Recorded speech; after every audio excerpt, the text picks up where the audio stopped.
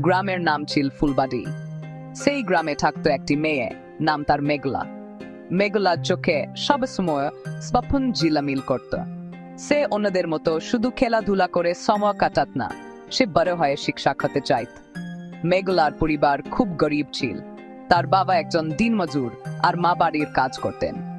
অনেক সময় বই কিনার টাকা থাকতো না, তবুও মেঘলা হাল ছাড়েনি। সে গ্রামের স্কুলে প্রতিদিন সবার আগে পাকসাত আর শিক্ষকরা পারাতেন মন দিয়ে শুনত। একদিন স্কুলে এক বড় প্রতিযোগিতা হলো। এখানে ভালো ছাত্রছাত্রীদের পুরস্কার দেওয়া হবে। মেলা অনেক কষ্ট করে প্রস্তুতি নিল। রাতে কুপিজ বালিয়ে পড়াশোনা করত। শেষমেশ ফলাফল বেরোল, মেঘলাই প্রথম হয়েছে। পুরো গ্রাম অবাক হয়ে গেল।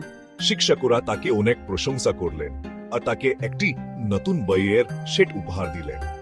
সেই দিন মেঘলা বুঝল, স্বপ্নিয়ত বড়ই হোক, পরিশ্রম আর ইচ্ছা শক্তি থাকলে তা একদিন ঠিকই সত্যি হয়। গল্পের শিক্ষা, কষ্টিয়তি থাকুক, চেষ্টা করলে সফলতা আসবে। আরো একটু অন্য ধরনের গল্প চাইলে বলো, রোমান্টিক, দুঃখের বা মজার।